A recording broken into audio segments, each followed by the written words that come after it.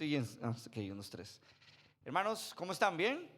Un placer tenerlos con nosotros nuevamente. Estamos teniendo un poquito de problemas con este micrófono, entonces voy a, mientras tanto, utilizar este micrófono. ¿Cómo están? ¿Bien? ¿Sí? Ya saben, si alguien se siente cansado, puede levantarse un poquito. La idea es que prestemos la mayor cantidad de tiempo atención.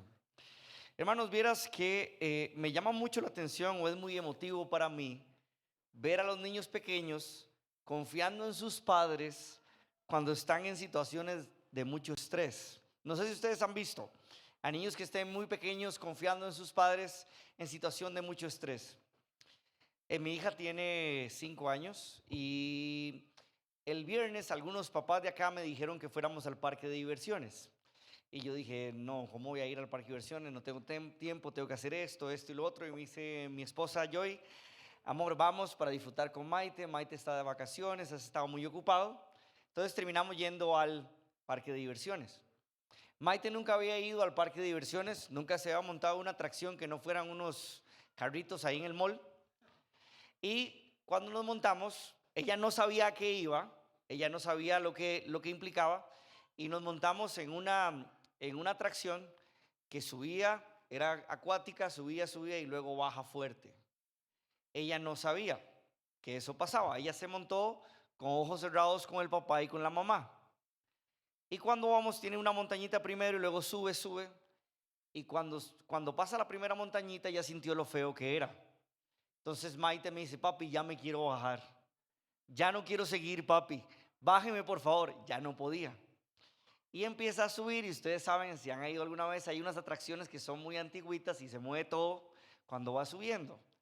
Entonces vamos subiendo y se va moviendo y ella empieza a llorar. Papi, no quiero, papi. Y ya va, ella es súper estresada. Ahora ya no sabía qué hacer yo. Ya no iba a decir, bájenme aquí. Va subiendo y va subiendo. Entonces lo que le digo a Maite es, Maite, haga una cosa. Yo la puse en el centro, iba la mamá adelante, Maite en el centro y yo atrás. Y le dije, Maite, hagamos una cosa. Agárrese duro de los costados, cierre los ojos y acuéstese en la espalda de mamá. Ella cerró los ojos, se agarró duro y se acostó en la espalda de la mamá. Íbamos subiendo con eso y ella va llorando y llorando y llorando. Llegamos hasta arriba, ya cuando llega arriba le digo, amor, va preparada, va agarrada duro. Sí, papá, iba ya toda. Y cuando llega arriba, de un pronto a otro baja, ni le dio tiempo de gritar. Y no pudo ni gritar. Y ya bajamos y luego le digo, amor, ¿cómo estás? Y ya ella no se sintió tanto, papi. Pero lo interesante fue la confianza que ella puso en mí como su papá. Ella sabía que yo como papá no la iba a dejar que algo malo le pasara.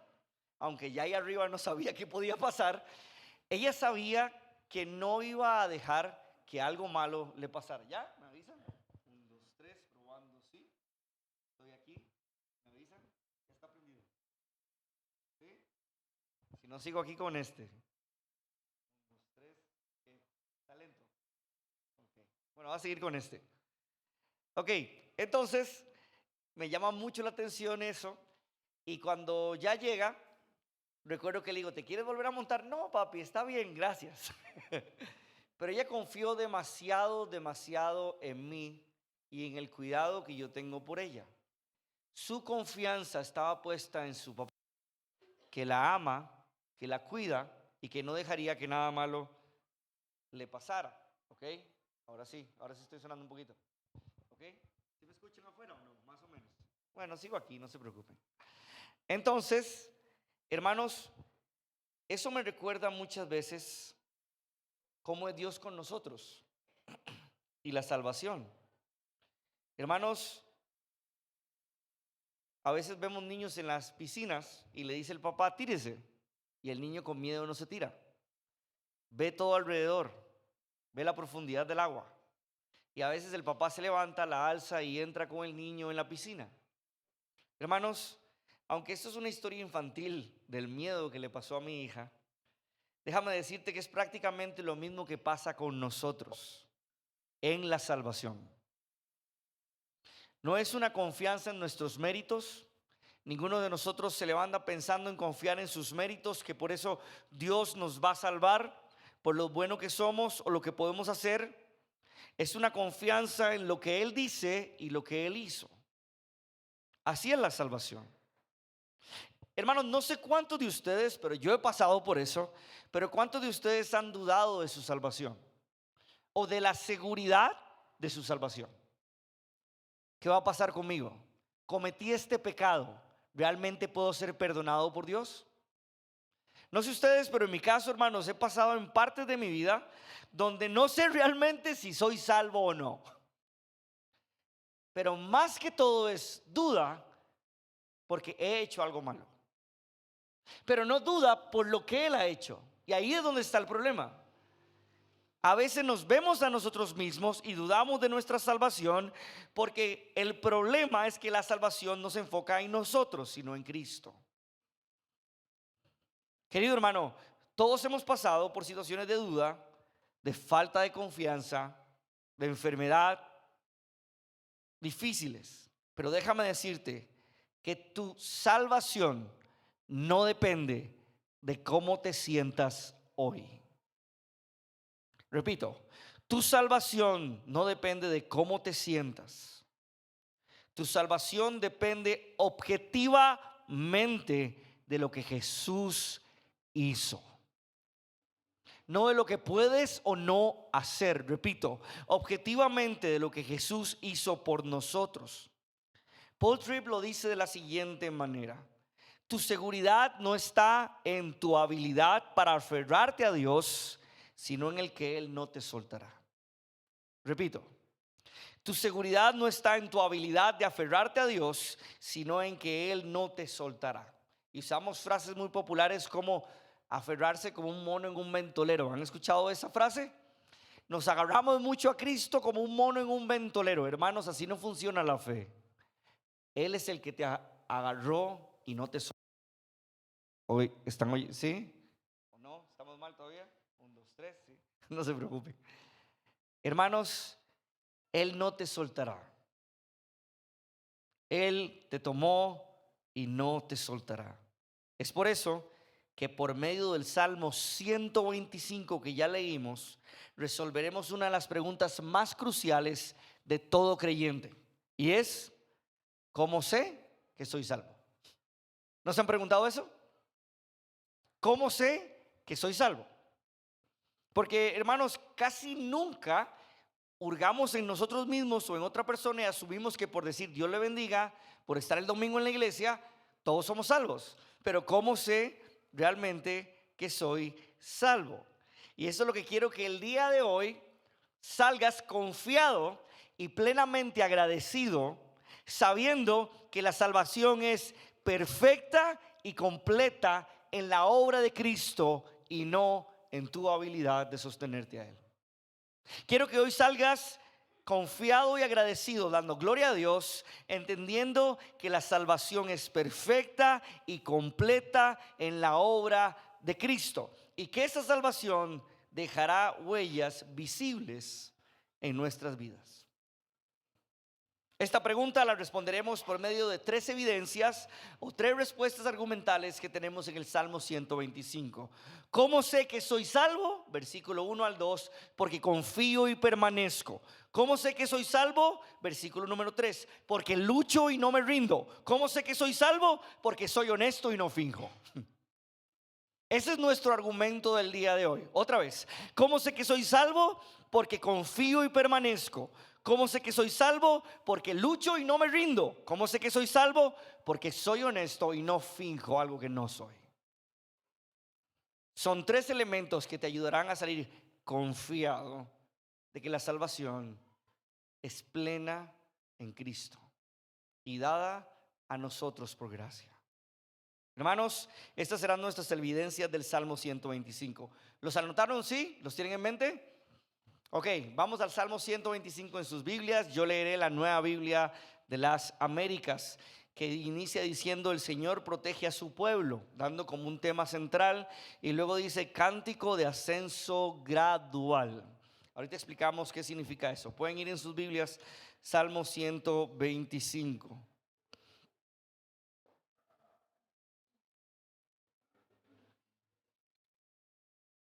Ya, ahora sí, bien. Ok. Salmo 125 dice, los que confían en el Señor son como el monte de Sión, que es inconmovible y permanece para siempre. Esos son los que confían en el Señor. Versículo número 2. Como los montes que rodean a Jerusalén, imagínense en un valle con montes alrededor, como los montes que rodean a Israel, a Jerusalén, así el Señor rodea a su pueblo. Así el Señor lo cuida. Desde ahora y hasta cuándo. Hasta siempre cuidará a su pueblo. Versículo 3. Pues el cetro de la impiedad no descansará sobre la tierra de los justos. Ahorita explicamos eso, no se preocupen. Para que los justos no extiendan sus manos para hacer el mal. Aquí ya se pone un poco más difícil. Luego versículo 4. Haz bien, Señor, a los buenos y a los rectos de corazón, pero a los que se desvían por sus caminos torcidos, el Señor los llevará con los que hacen iniquidad. Paz sea sobre Israel. Ahora, hermanos, vamos a entrar sobre este hermoso salmo que se titula como Salmo de Ascenso Gradual. ¿Qué significa eso? Lo hemos visto a través de otros salmos. Lo he dicho otras veces, este salmo es cantado o era cantado cuando los judíos subían a Jerusalén a celebrar las fiestas anuales. Por eso se llama canto o salmo de canto gradual o de ascenso gradual. Para los judíos, Jerusalén, hermanos, era un lugar donde Dios estaba. Era un lugar donde Dios habitaba con su pueblo. Para los judíos, ir a Jerusalén, ahí no era solo una ciudad, sino que se manifestaba la presencia de Dios y era donde Dios era fiel. ¿Qué cantamos hoy? Grande es tu fidelidad en mí. Para ellos, esa fidelidad se manifestaba en Jerusalén, donde estaba su presencia. Él ahí sería fiel y él ahí se acordaría del pacto que había hecho con ellos. Hermanos, es por eso que en medio de un mundo lleno de amenazas, lleno de caos, lleno de enemigos y persecución, ellos caminaban a Jerusalén cantando: los que confían en el Señor serán protegidos por Él. En medio del dolor, de la persecución, del caos y la tristeza, caminaban hacia Jerusalén sabiendo que ahí la fidelidad de Dios se manifestaría. Y cantaban diciendo: los que confían en el Señor serán protegidos por Él. Cantaban y cantaban mientras caminaban hacia Jerusalén. De la misma forma, el día de hoy, quiero que ante la duda, hermanos, de cómo sé si soy salvo, lo primero que abraces y cantes con certeza es: soy salvo porque confío y permanezco. Eso es fundamental. Soy salvo no por lo que siento, sino porque confío y permanezco. Esto es fundamental para perseverar en la fe, así que iniciemos con versículo número 1 del Salmo. Los que confían en el Señor son como el monte. Aquí hay una metáfora, ¿ok? Esto es importante. Son como el monte de Sión. Ese monte luego lo describe y lo describe como inconmovible, increíble, no se mueve, grande, poderoso. Y ese monte permanece para siempre. Entonces, los que confían en el Señor, no teman, no teman, porque permanecerán para siempre. Cuando el Salmo dice los que confían son como el monte del Señor, está usando una metáfora sumamente poderosa. No está hablando, y presten atención acá, no está hablando de fuerza física, no está hablando ni de personas fuertes en sí mismas, no tiene que ver con el potencial individual, sino con el objetivo de su confianza, que es ¿quién? Según el texto, el Señor. No tiene que ver con la montaña en sí, sino que la montaña es la repercusión de confiar objetivamente en el Señor. Y la montaña es una metáfora para decir: se permanecerán firmes aún en medio de las dificultades. Los que confían en Dios lo tienen como su confianza. Es así como un niño, así como Maite, yendo a ese juego mecánico. Ella iba ahí a ojos cerrados, confiando en su papá. Hermanos, así deberíamos ser nosotros. Pero lamentablemente nos cuesta mucho confiar de esa forma en Dios, porque nos gusta tener todo bien planificado y todo en nuestras manos. Nos encanta saber qué va a pasar mañana, pasado mañana. Si yo hago esto, ¿qué va a suceder? Nos encanta tener el control. Entonces es como si Maite me hubiera dicho: no, papá, quiero ver si tiene bastante aceite. No, papá, no quiero subirme, quiero ver si sirven las tuercas. ¿Sabes qué? Así somos con Dios. No, Dios, déjame ver porque yo quiero que salga así. Yo tengo este plan que sea así. Y obviamente en el plan yo soy el héroe porque todo gira alrededor de mí. Lamentablemente confiamos demasiado o buscamos lo que nosotros queremos y dejamos de confiar en Dios. Es por eso que cuando viene una enfermedad, una situación difícil, caemos en una depresión tan fuerte que a veces hasta desearíamos morir, porque no tengo el control de lo que va a suceder, porque tengo miedo de lo que va a suceder. Querido hermano, la confianza es en Dios, así como un niño confía en su padre. Y lo que quiere decir, y me encanta porque es una metáfora hermosa, para ponerlo en mis palabras, es: Maite, confiando en su papá, pasa de ser una niña llorona a ser una niña fuerte. Eso es lo que quiere decir. Nosotros pasamos de ser simples seres humanos a ser una montaña fuerte que no se mueve cuando confiamos en Él. Estaremos ahí plantados con fuerza. Vendrá la dificultad, vendrá el viento, vendrá la lluvia y nada nos moverá. No porque somos fuertes en sí mismos, sino por la confianza que hemos puesto en Dios. Así funciona la fe, querido hermano. Porque la fe y la confianza en Dios, presta atención aquí, provee estabilidad interior. Repito. La confianza en Dios provee estabilidad interior y una firmeza espiritual que no se tambalea fácilmente. Hermanos, ustedes saben que a veces yo oro y estoy orando y oro y a veces duro bastante orando. ¿Saben por qué?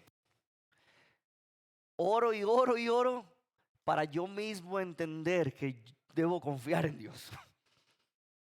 No porque Él no sabe lo que yo necesito, no porque Él no tiene control, sino a veces yo mismo me estoy diciendo: confía en Dios, confía en Dios, confía en Dios, confía en Dios. Y esa es mi oración: Dios, ayúdame a confiar en ti. Que de mí nazca algo que tú pones en mi corazón, no algo que yo puedo producir. Que mi corazón confíe en ti, confíe en ti. La vez pasada estaba poniendo música, siempre le ponemos un poquito de música a Maite. Tratamos de que sea música cristiana donde podemos hablar con ella. Y dejamos que sonara Spotify y empezó a sonar y salió una canción que no sería el estilo que cantaríamos acá. Y que se repite, y se repite, y se repite, y se repite. Y entonces, yo siempre soy el más incómodo en mi casa cuando escucho algo y eso ni siquiera es cristiano. Pero ese día yo empecé a oír la letra de la canción y me llamó mucho la atención. Y entonces recuerdo que llega yo y me dice: oye, hay que apagar eso ya, qué escandalada.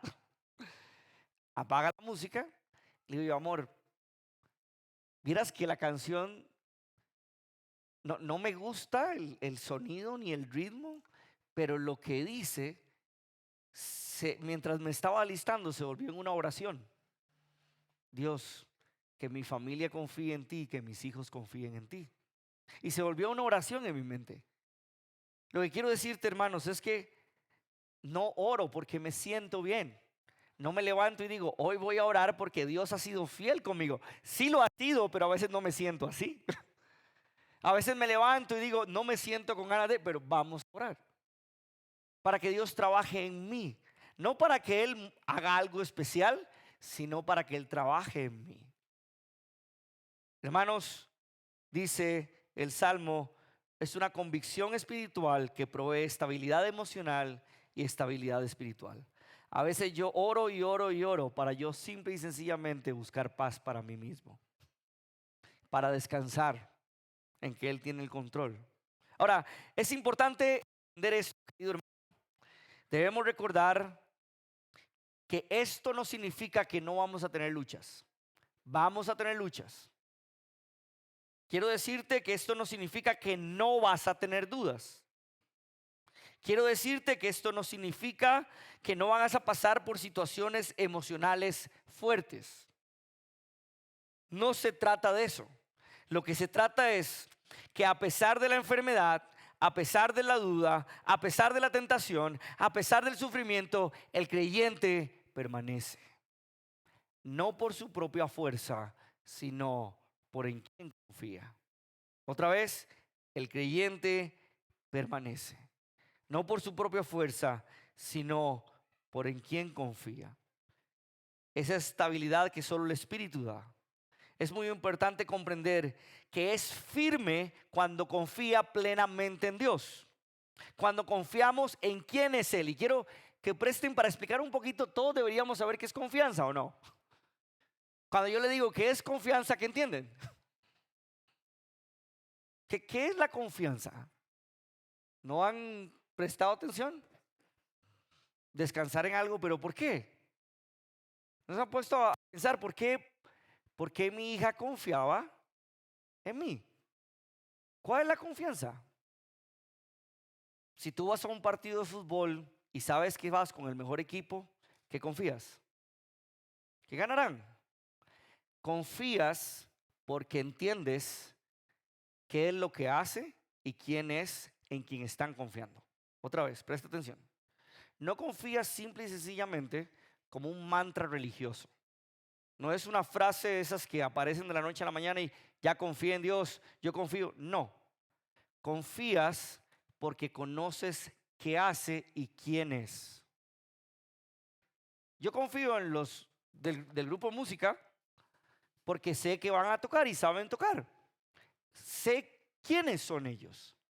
Hermanos, si tú confías en Dios y no conoces a Dios, nunca expresarás confianza verdadera. ¿Sabes por qué? Porque no lo conoces. Porque no conoces su desempeño. Porque no sabes quién es Él. ¿Sabes en qué confías? Confías en que Dios decidió escogerte desde antes de la fundación del mundo. Sin que hubieras hecho nada bueno y nada malo, Él decidió salvarte. Confías en eso. Confías en que Él tiene un plan a pesar de que tú no lo veas. Confías en que todo está bajo su control aunque tú no sepas cómo. Confías de que Él es soberano. Gracias, Rigo, no se preocupes. Confías en que Él es soberano. Tu confianza está firme porque conoces los atributos de Dios. Sabes quién es Él. Sabes que Él todo lo sabe. Sabes que nada se pasa de su control. Y sabes que Él, hasta si una hoja se cae, debe permitirlo. Si tú conoces a ese Dios, descansa.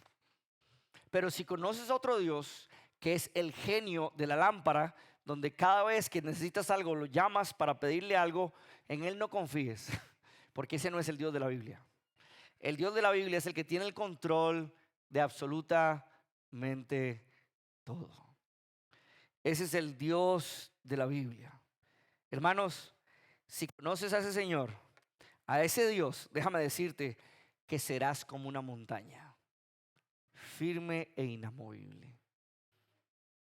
Confía en Él con tu vida y te darás cuenta que a pesar de todo, el amor de Dios permanece para siempre. Luego dice, como los montes rodean a Jerusalén, así el Señor rodea a su pueblo desde ahora y para siempre. Hermanos, esta imagen es hermosa. ¿Saben por qué? Porque Jerusalén está geográficamente protegida por una serie de montes que la rodeaban. Era como un anillo, una defensa natural. Y el salmista usa esta imagen para decirnos algo mucho más profundo a ti y a mí. Así como los montes protegían a la ciudad de Jerusalén, así el Señor te rodea con su poder y su amor y te protegerá a ti. Y los que confían en Él serán protegidos. Hermanos, no es una protección parcial. No es una protección momentánea, no es solo cuando te portas bien. Es una cobertura total, eterna, porque es desde ahora y para siempre. Eso significa, óigame acá, que no estamos expuestos al azar. No es como dicen unos por allá, que Dios cuando creó, entonces Dios se hizo temporal. No, en la Biblia no aparece nada que diga eso. Dios sigue siendo inmutable, temporal, omnisciente, omnipresente. Sigue siendo así. El Hijo es el único que se sometió a las propias leyes que él creó. Hermanos, déjame decirte que no estamos expuestos al azar ni a una maldad sin control. Dios nos guarda, Dios nos rodea, Dios nos sostiene, incluso aunque no lo sientas y no lo veas. Y si Él te rodea y si Él te cuida, no hay enemigo, no hay circunstancia, no hay tentación que pueda romper ese cuidado. Pero vuelvo a decir, para no caer en el extremismo, ese cuidado no significa que no habrá problemas. Ese cuidado no significa que no van a haber enfermedades. Ese cuidado significa que sin importar lo que suceda, Él protegerá tu alma hasta el fin, para que cuando mueras o Él vuelva, Él diga, buen siervo fiel. No por lo que hiciste, no por lo bueno que hiciste, sino porque Él lo decidió así. Wow. Querido hermano, tu salvación no se trata de cuánto te aferras a Dios, sino de cuánto Él te tiene a ti. Él te sostiene.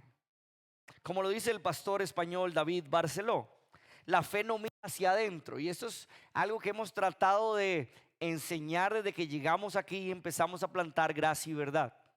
Nosotros tenemos un proceso que se llama proceso de membresía. En ese proceso hablamos con las personas que quieren ser miembros oficiales de la iglesia y les preguntamos, hermanos, ¿eres creyente? ¿Cuándo fue que fuiste creyente?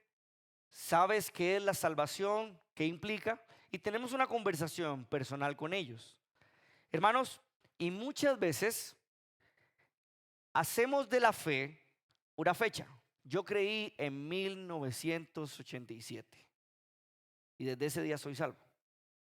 Y lo que nos recordamos es de nuestra decisión. Y confiamos más en nuestra decisión que en lo que Él hizo. Por eso David dice, la fe no mira hacia adentro, la fe no dice, fuiste tan bueno que en tal año, en tal momento te convertiste. Si fue así, gloria a Dios, pero la fe no mira hacia adentro, la fe mira hacia quién hizo posible eso. La fe no mira hacia adentro, sino hacia afuera. O sea, la fe no retrata mi capacidad cognitiva de creer. Eso no retrata la fe. La fe no retrata el día que fuiste más valiente, no retrata el día que fuiste más espiritual, no retrata el día que fuiste más sensible a la voz de Dios y pasaste al frente y oraste. No, retrata que el Señor de señores envió a su Hijo a morir en tu lugar y tu pecado fue puesto en Él y Él murió en tu lugar. Y su justicia es tu justicia ahora. Por eso eres salvo. No importa cuándo, confía en eso. Porque su justicia es tuya ahora y tu pecado fue puesto en Él. La fe no retrata mi capacidad cognitiva de creer, sino retrata el poder de la gracia de Dios. Querido hermano, estando en el seminario estudiando teología, un profesor hizo una pregunta. ¿Cuándo fue que se convirtieron? Y yo era el único estudiante que no supe responder cuándo. No sabía. Porque crecí dentro de un ambiente donde la salvación se perdía. Entonces yo oraba todas las noches. Porque alguien en la familia me decía, ora, porque si viene Jesús en la noche, porque viene como ladrón en la noche, y si tú no estás preparado te vas a quedar. Entonces todas las noches yo le pedía a Jesús que lo aceptaba en mi corazón otra vez. Todas las noches hacía la oración de Jesús, entra en mi corazón porque no me quiero quedar si tú vienes. Hermano, yo no sé en qué momento, pero lo que sí sé es que Él lo hizo cuando Él quiso. Y hoy en día mi confianza está puesta en Él, no en cuándo hice mi decisión. porque ahora mi decisión se sostiene en lo que Él hace por mí. Porque ahora entiendo que el que me comenzó la buena obra, la perfeccionará y la terminará. Querido hermano, lo más hermoso del Nuevo Testamento, ¿sabes qué es? Que el monte de Sión deja de ser un monte físico. En el Antiguo Testamento, el monte de Sión era el lugar del templo. Presten atención acá. Era el lugar del templo. Era el lugar donde estaba la presencia de Dios. Era el centro de adoración del pueblo y era el lugar donde pertenecía el pueblo a Dios y vivía en el pacto. Pero en el Nuevo Testamento, el centro de ese pueblo no es un monte físico. El centro de ese pueblo es Cristo. En el Nuevo Testamento, Él es quien es ahora el centro de nuestra adoración. La presencia encarnada está en Él y Él es el fundamento del nuevo pacto que somos tú y yo. Hebreos 12, 24 al 22. Leer solo el 22 y un poco del 24 dice: Ustedes del nuevo pacto, en cambio, se han acercado al monte de Sión, a la ciudad de Dios vivo, la Jerusalén, ¿qué? Celestial. Ya ustedes no caminan hacia un monte X, van a la Jerusalén celestial y a miriadas de ángeles, a la asamblea general e iglesia de los primogénitos que están inscritos en los cielos. Está hablando de nosotros, hermanos. Dice: el juez de todos y a los espíritus de los justos hechos ya perfectos, y a Jesús, el mediador del nuevo pacto. Querido hermano, aquí claramente hace una transición tipológica y escatológica. ¿A qué me refiero? Que el monte físico es solo una sombra del monte celestial, que es Jesús, nuestro mediador. El monte iba a ser el monte era donde se hacía esa mediación, pero ahora Jesús es el mediador. Por tanto, coherentemente podemos ver el monte físico de Salmo 125 como una sombra de lo que Cristo es y lo que Cristo hace hoy. La verdadera roca inamovible es Él, y todo aquel que construya su vida sobre la roca que es Cristo, no importa si llueve, truene, tú estarás permaneciendo en Él, porque Él es la roca, no tú. Tú no eres el monte. Él termina siendo el monte que te sostiene. Por eso dice en la parábola: construye tu casa. Y la idea de esta parábola es que tus metas, tus anhelos, tus deseos estén plantados en Jesús. Y si es así, nada de lo que sucede te destruirá. Nada te alejará del amor de Dios. Querido hermano, tu confianza no está en lo que puedes hacer o en lo que puedes lograr. Tu confianza no está en tu comportamiento. Tu confianza no está en el dinero que tienes. Tu confianza no está en la salud que hoy tienes y que mañana no podrías tener.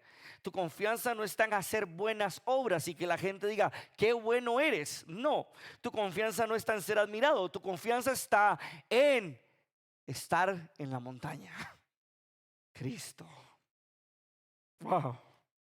Tu confianza está plena y exclusivamente en Jesús como tu Señor y Redentor, como ese monte firme que nos mantiene salvos y que nos mantendrá salvos, porque todo pecado presente, futuro y pasado que has hecho fue puesto en esa gloriosa cruz donde el Hijo derramó su sangre y sufrió en nuestro lugar. No hay nada más ni nada menos, solo Cristo Jesús. Querido hermano, Él nos mantiene salvos y nos mantendrá salvos hasta el final, por la gloria de Él y su gracia. Es por eso que en nuestro primer punto, soy salvo porque confío y permanezco, pero no permanezco en mi poder, sino que confío en el poder de la cruz. Somos responsables de vivir en obediencia. Y aunque tú no eres responsable de la salvación, eres responsable de actuar conforme a ella. Repito, aunque no eres responsable de la salvación, eres responsable de actuar conforme a ella. Y aunque el que comenzó la buena obra la perfeccionará, déjame decirte que el fruto de la salvación tiene como resultado, punto número 2, lucha y no te rindas. Confía plenamente y eso dará una vivacidad espiritual, estabilidad espiritual, pero hay una responsabilidad. Lucha y no te rindas. Lucha y no te rindas. Versículo 3, que ahí es donde está un poquito difícil, dice: pues el cetro de la impiedad no descansará sobre la tierra de los justos. Tenemos dos elementos acá. Tenemos un cetro de impiedad, algo negativo a primera lectura, y ese cetro, aunque se pone sobre los justos, no descansará. O sea, no va a durar para siempre, para que los justos no extiendan sus manos para hacer el mal. Entonces, lo que está queriendo decir aquí es que ese cetro no se va a imponer para siempre sobre los justos, porque si se impusiera para siempre habría un peligro de que los justos terminen alejándose y hagan el mal. ¿Van conmigo, sí? Eso es importante. Ahora, Israel experimentó repetidamente, hermanos, conquistas. Experimentó el dominio de pueblos impíos: Asiria, Babilonia y Persia. Esos son los cetros de impiedad. Cuando se les juzgó y se les trató de forma injusta, basado en la impiedad. El cetro quiere decir gobierno, dominio. Entonces Israel experimentó muchas veces a malos pueblos que tomaron el control y que lo fueron destruyendo. Este versículo expresa la convicción de que Dios no permitirá que la impiedad oprima a su pueblo indefinidamente, ya que esa opresión puede llevar incluso a los fieles a abandonar la justicia. El cetro representa gobierno de malvados, cetro de impiedad. Y que no descansará significa que aunque los malvados gobiernen, no gobernarán para siempre. Eso es lo que está queriendo decir. Aunque la maldad gobierne, no gobernará para siempre. ¿Por qué? Para que los justos, y esto es una preocupación bastante pastoral, para que los justos no lleguen a pecar ante tanta maldad y opresión. El salmista lo reconoce. La maldad puede llegar a gobernar temporalmente. No solo la esfera de nuestras circunstancias y nuestro entorno, sino nuestro corazón. Temporalmente puede ser que caigas en un pecado, pero déjame decirte que eso no puede ser indefinidamente. Puede ser que hayan circunstancias difíciles en este mundo, pero esto terminará en algún momento y vendrá el cetro de la justicia, que es el reinado de nuestro Señor Jesucristo. Querido hermano, el salmista reconoce que puede haber maldad que gobierna temporalmente, pero también afirma que Dios no permitirá que ese dominio dure para siempre. ¿Por qué? Porque cuando el mal gobierna por mucho, mucho tiempo, hasta el justo puede ser tentado a rendirse. Eso es lo que quiere decir el Salmo. Cuando la maldad gobierna durante mucho, mucho tiempo, el justo podría ser tentado a rendirse, adaptarse o hasta justificar su propio pecado. Por eso el Salmo dice: para que los justos no extiendan sus manos para hacer el mal. Querido hermano, y aquí entra la conexión con nuestro punto. El creyente verdadero no va a vivir sin presión.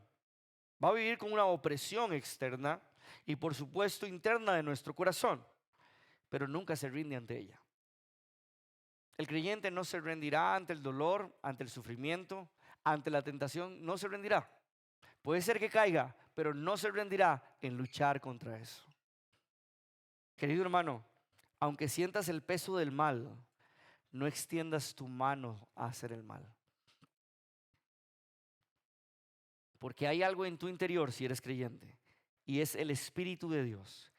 Y el Espíritu de Dios te incomodará, el Espíritu de Dios te frenará y te mostrará que estás mal. Y si estás tan cabezón que el Espíritu de Dios está contristado, pues ven acá, que alguno de nosotros hará ese papel con el Espíritu que tiene adentro. Te molestará, te empujará y te dirá: pide perdón al Señor. Querido hermano, uno de los frutos de la salvación no es no pecar. Uno de los frutos de la salvación es luchar constantemente contra el pecado. Estamos en una guerra, lo quieras ver o no. Es una guerra constante entre nuestro orgullo, nuestro yo y Dios. Entre decidir lo que yo creo que está bien y Dios. Entre depender de Él o depender de mis propias capacidades. Entre creer que soy tan bueno y lo que la Biblia dice que realmente no somos buenos, solo uno es bueno. Esa es una lucha constante. Si te sometes o caes en esa lucha y te dejas ir, te darás cuenta que no necesitas tanto a Dios porque no eres tan malo. Dejarás de ver el pecado, no sentirás que algo está mal, porque al final el Espíritu Santo no está ahí actuando, porque estás más confiado de tú como parte cognitiva, de tus decisiones, que de Dios. Querido hermano, no te rindas. Entiende tu propia maldad. Deja de echarle la culpa a otros. No te rindas. Al final la batalla está ganada, pero no te rindas. No por eso cruza los brazos. El partido va 20-0. Ya está ganado, pero aún así juega con todo tu desempeño. Haz todo lo que puedas hacer. No te rindas, aunque ya está prometido tu victoria. No te rindas. Entiende tu maldad y lucha constantemente. Lucha por esos deseos de gloria, esos deseos de alabanza propia. Lucha cuando estás solo o sola frente a alguien o con alguien. Lucha contra esos deseos de tener más dinero. Lucha contra esos deseos de ser superior a los demás. Lucha contra esos deseos y tentación ante la pornografía. Lucha, no te rindas. Lucha, pero no en tus fuerzas, sino en el poder de Cristo Jesús, nuestro Señor. Lucha constantemente. No te rindas. Porque a diferencia de Israel, y quiero que preste atención acá, para que oigas mi conexión con el Evangelio. A diferencia de Israel, que muchas veces dejó todo botado, hubo alguien al que sí le cayó todo el peso del cetro de la impiedad. Hubo alguien que sí sufrió y le cayó todo el peso de la ira justa de Dios. Querido hermano, a diferencia de Israel, Cristo sí vivió bajo el cetro de la iniquidad. Cristo fue oprimido por líderes malos y arrogantes. Herodes, Pilato y todo el poder corrupto de Roma cayó sobre los hombros de Jesús. Cristo sí vivió bajo el cetro de la impiedad. Y aunque parecía eterno ese dolor y ese sufrimiento, Él nunca extendió sus manos al mal. Wow.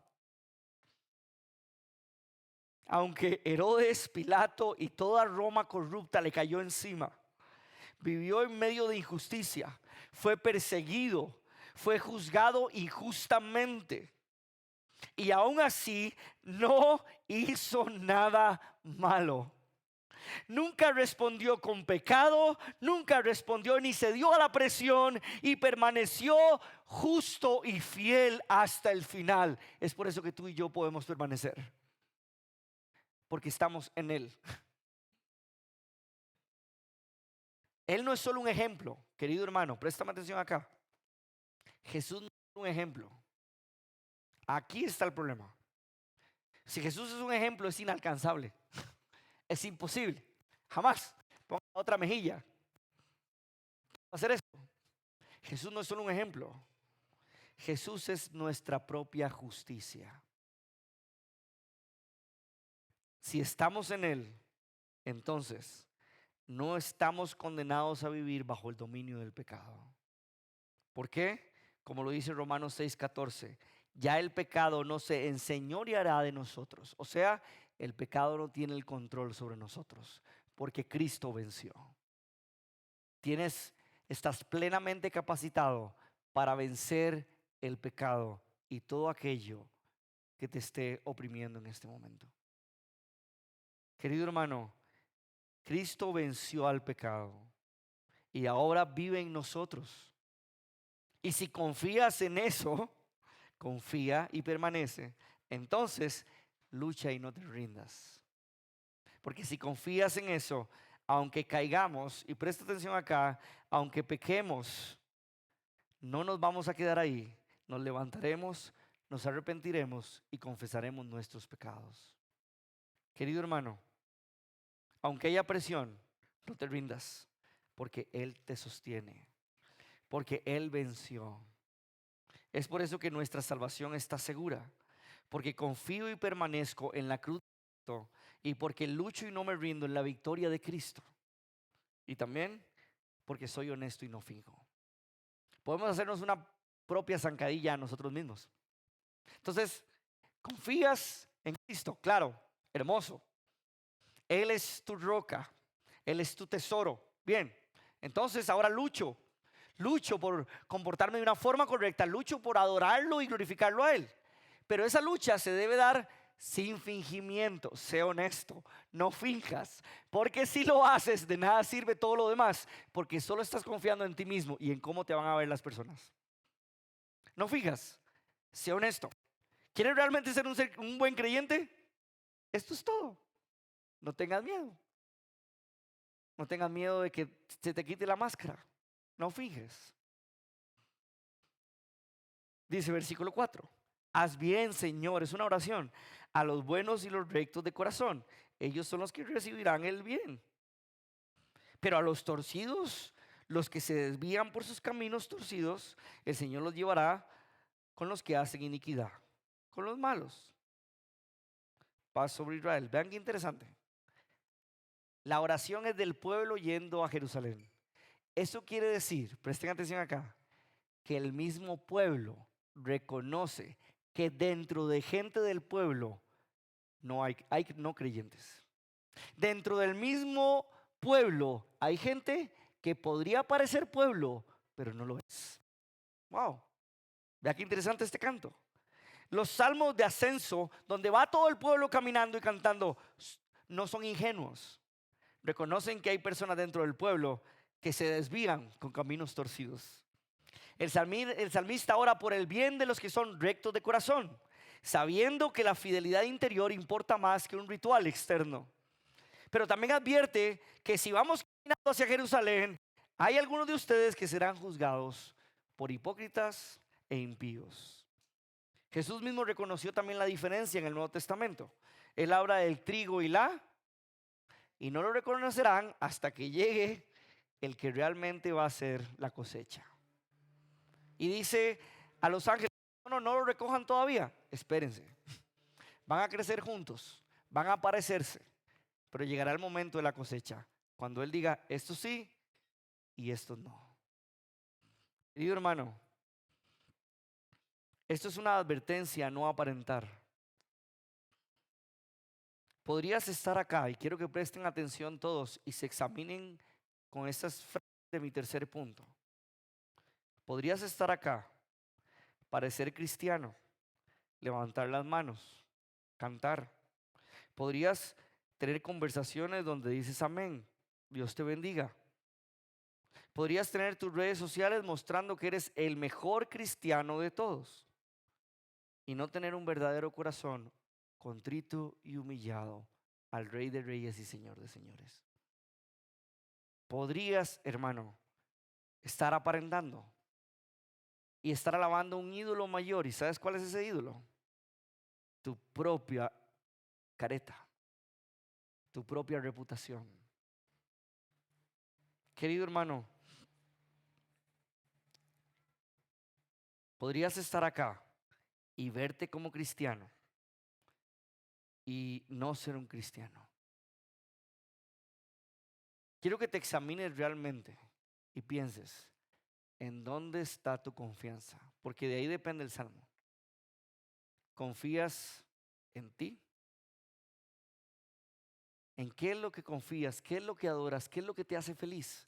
Si no es Cristo, entonces probablemente no estás sobre la roca, estás sobre la arena.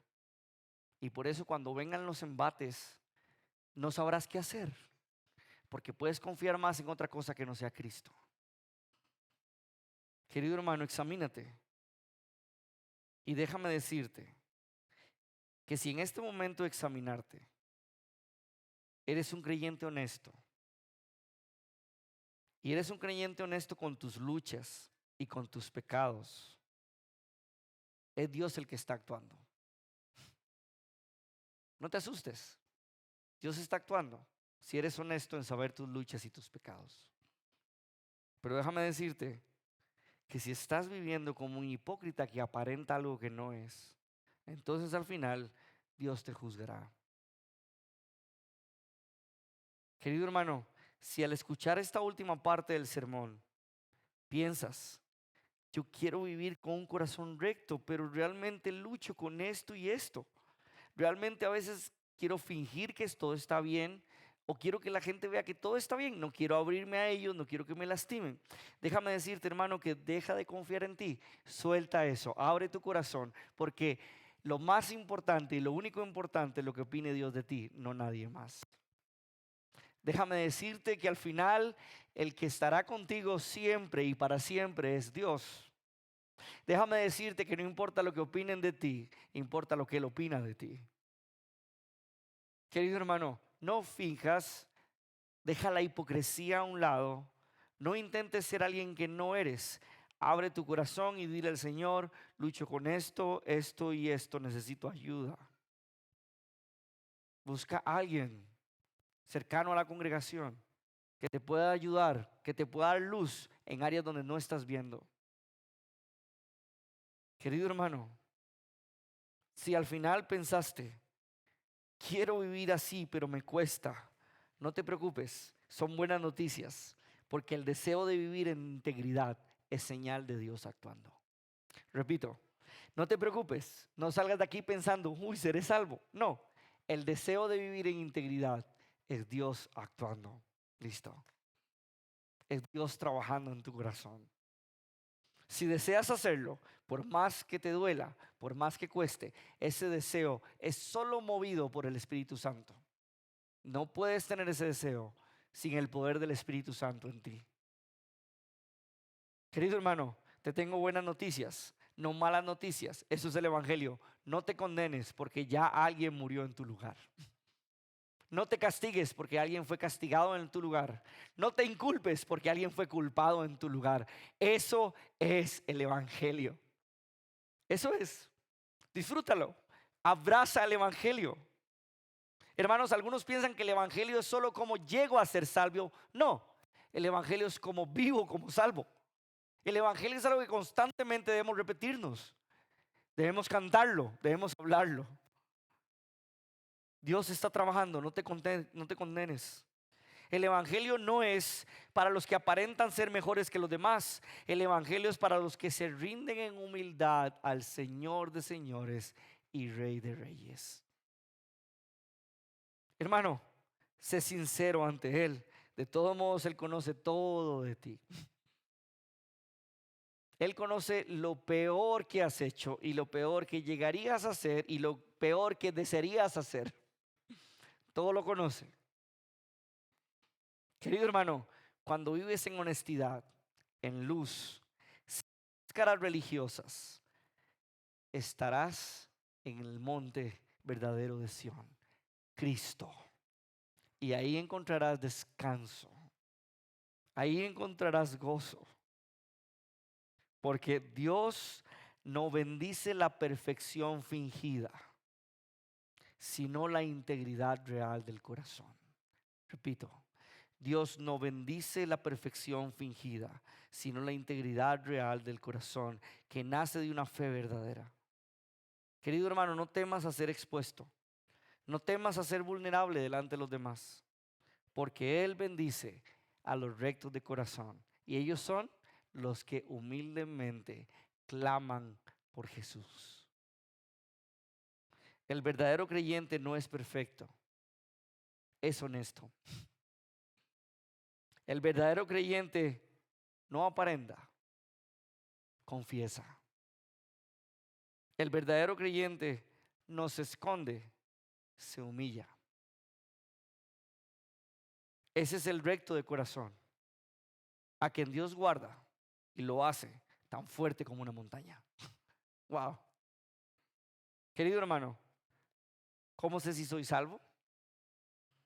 No es por lo que sientes, no es por lo que hiciste esta semana, ni por lo que hiciste ayer, aunque hayas hecho algo muy malo o algo muy, muy, muy bueno. No es por eso. No es por cuántas veces te has equivocado o no, sino porque has confiado en el único que puede mantenerte firme, en Cristo Jesús. Hermanos, estamos aquí porque no podemos solos. Tú estás aquí no para cumplir con un domingo más en la iglesia, sino porque sabes que solo dependes de Jesús. Sabes que sus promesas son plenas y para siempre, aunque no lo sintamos y lo veamos todo oscuro. Estás aquí para recordarnos unos a nosotros que Cristo es nuestra roca. Estás aquí para que el predicador tome la Biblia y te predique nuevamente el evangelio una y otra y otra y otra vez. Querido hermano, confía en el único que puede mantenerte firme, en Cristo y su perfecta y completa obra. Porque aunque tambalee tu confianza, Él nunca tambaleará. Porque aunque dudes, Él nunca dudará de su plan, que es redimir a sus hijos. Él no dudará de su plan. Él lo llevará a cabo porque Él lo prometió y Él es Dios. Querido hermano, Él te ha amado antes de la fundación del mundo, sin que hubieras hecho nada bueno y nada malo. Eso significa que no puedes impresionar a Dios con lo bueno que eres, ni tampoco puedes hacer que Dios ya te deje de querer por lo malo que eres. No hay forma de eso. Ya Él te ama por méritos de Cristo en la cruz. Y punto. Disfrútalo, gózalo y alábale a Él. ¿Cómo se ve esa salvación? Se ve cuando confía y permanece, aunque todo alrededor se esté moviendo, aunque todo alrededor se esté desmoronando. Confía y permanece porque la cruz fue su última palabra. Consumado es. Porque aunque todo se esté desmoronando y se vea difícil, lucha y no te rindas. Cuando el pecado y la maldad llegue a tu puerta, lucha y no te rindas. Cuando desees hacer el mal, lucha y recuerda que permaneces en Cristo. Y querido hermano, no llegues a pensar que la lucha está ganada. No llegues a querer transmitir que todo está bien cuando realmente estamos fingiendo. Sé honesto y no finjas, porque sabes que Dios no bendice la fachada, sino que bendice el corazón contrito y humillado. Hoy te invito, querido hermano, a salir con gozo, porque tú no eres perfecto. Hoy te invito a salir con alegría en tu corazón, porque Cristo es perfecto. Hoy te invito a confiar en sus promesas, porque Cristo las cumplió. Hoy te invito a que te aferres a Él por lo que Él ha hecho, no por cómo te sientes, no por tu esfuerzo. Aférrate a la cruz y serás como una montaña inamovible, porque eres fuerte en sí mismo, sino porque Él es perfecto, soberano y glorioso. No midas tu salvación por lo que ves en los demás o por lo que ves en el espejo. Mide la salvación por lo que Cristo ya logró, lo que Cristo prometió, lo que Cristo cumplió y lo que cumplirá cuando Él venga. Eso es la salvación. Por eso nada nos mueve, ni la vida ni la muerte, ni principados ni potestades, ni lo profundo. Nada podrá separarte del amor de Dios, porque ya fue manifestado en la cruz de forma perfecta y plena, nuestro Señor y Salvador Jesucristo.